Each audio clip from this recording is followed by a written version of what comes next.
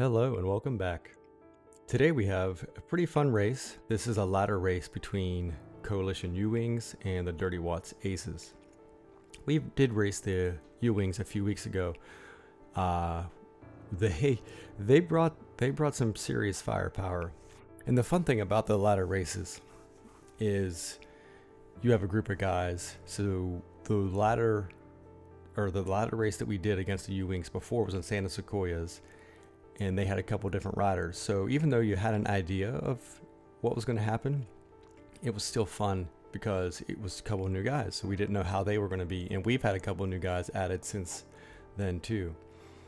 The ladder races really have kind of brought back my love for the team events. Because if you're not familiar with the ladder races, basically within the ladder system, you got your team and you challenge another team, or you accept a challenge from a different team. They typically are 5 versus 5 races. This race is a 4 versus 4. But the planning, the tactics, because it's just you guys, like you have to execute, come up with a plan and try to execute it.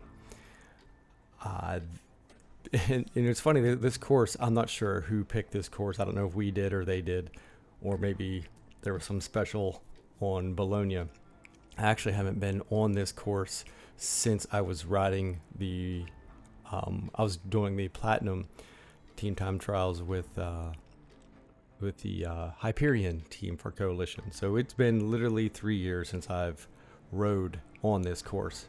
Obviously the hill is a big part, and that is where our kind of team tactics are going to be. We're waiting for the hill. Ethan went up the front.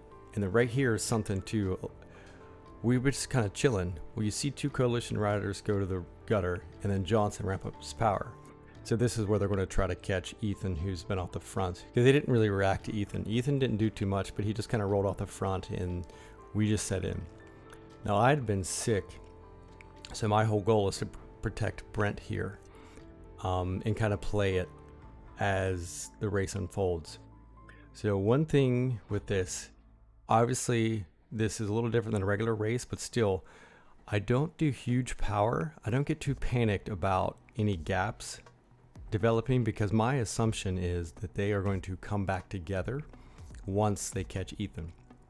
So even though there is a 1 second gap here, I'm really not burning a match. I'm just focused on Brent. He didn't have steering today because if I remember right, his wife barred the plays and he didn't put him back on his bike.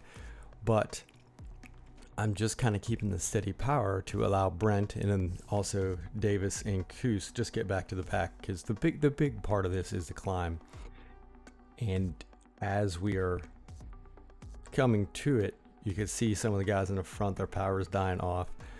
So you kind of know, all right, you don't got to panic. You just keep doing your thing, stay within your effort. Like for me, this is about my sustainable 8-minute effort right there. Then our plan was to have Ethan and Deepak attack the climb, and then I kind of ride with Brent, protect him, and see how the race unfolds. And something our AceZ team does is we are very good at adjusting on the fly with what's happening. So I'm just watching Brent, basically just monitoring his power. And I'm kind of watching the race in front. I see Deepak and Ethan and Johnson. They got a decent gap. They are going to be moving forward. And I'm watching the other riders. I don't know what happened to Vincent Davis there, but he dropped back. Well, there was a drop out, unclipped. I'm not sure what happened, but so I can see at this point, we got Sauer, Scoos, and then Davis right behind us. So at this point, I'm talking to Brent on Discord and be like, hey, if I go, are you going to be good? Because if I can get up, if we can have 3 riders in the top 4.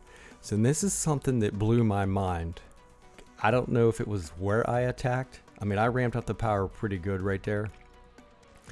And this little flatter section, I don't know if it was the combination of me ramping up the power and then the flatter section where Scoos and Sauer are just taking a little bit of a break. But I come across this gap like a rocket ship. Brent said that, once I said I was going, he looked up a few seconds later and I was already across the gap and had 12 seconds. It was actually crazy how fast I came across that. And I just kind of blew my mind rewatching this. Like, you know, in the race, it felt a lot longer than what it was. But when I was rewatching this, I was like, wow, that was crazy how fast I went across. And I looked at from when I attacked and went across to the top here, it was like 3.5, 4 minutes. And I did average like 430 watts, which is, for not riding the entire week, I was pretty happy after the fact of how it was. And that was something in the race that I'm not watching a single power number. I'm just purely focused on the guys in front of me because I want to make that bridge before the downhill so I can rest. So like, I'm not paying attention to anything, no heart rate, no power, no nothing. I'm just solely focused on those wheels and catching those wheels. And I'm glancing at their power and my power, you know, on the rider nearby list. So I don't make it across, which I'm a heavier guy. I weigh like 79 kilos. So I'm hoping that I can catch him on the downhill pretty quickly. And that's something that like people that I've been watching on different streams or videos, they get caught up in some of the numbers when you're making like that kind of move to cross a gap. You just, all the sauce data, all that, it just goes out the window. Like, it's just a distraction.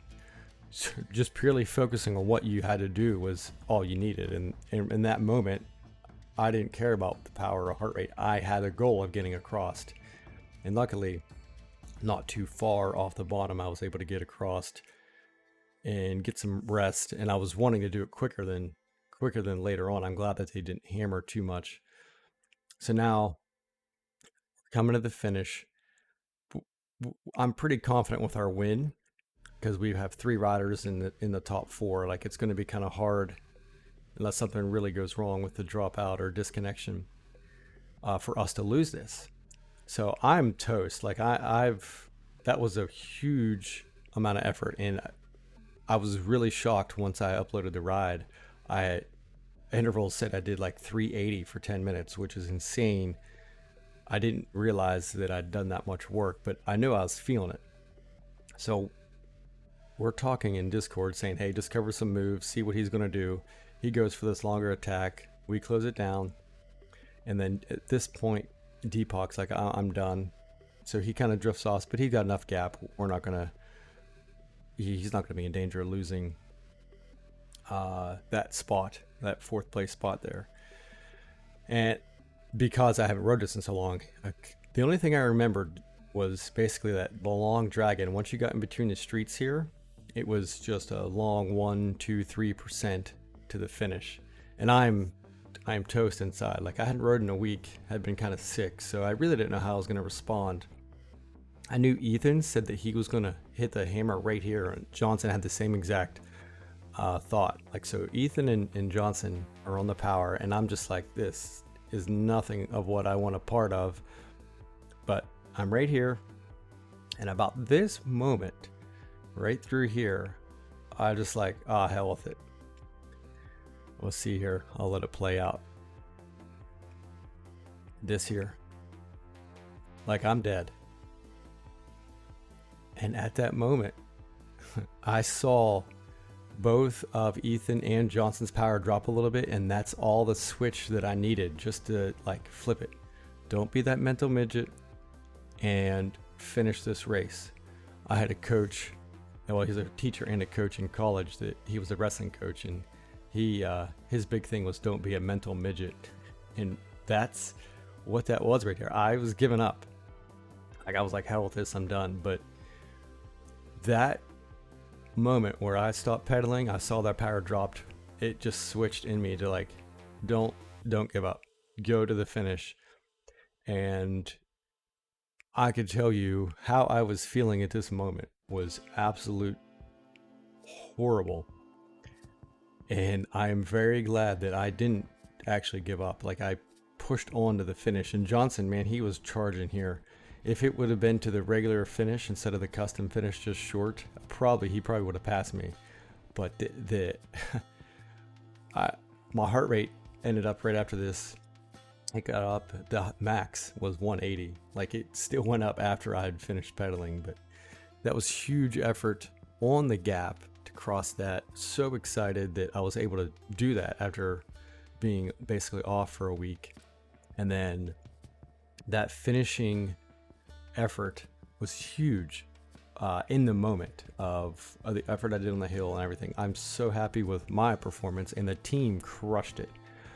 We have a very good team with the AceZ, and it's so much fun riding with you guys.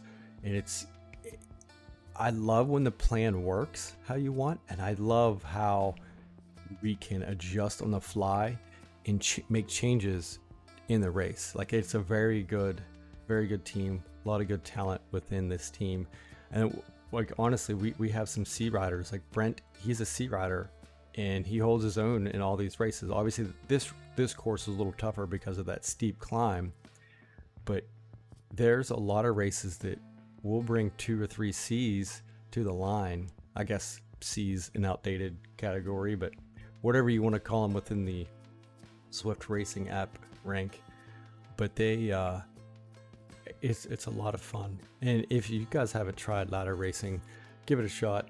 It's a lot of fun because you can really dial in your team tactics and have a lot of I guess good experience in these races, attacking, working with people, and really digging deep to try to, like in my case, I was giving up and I dug so deep to the finish.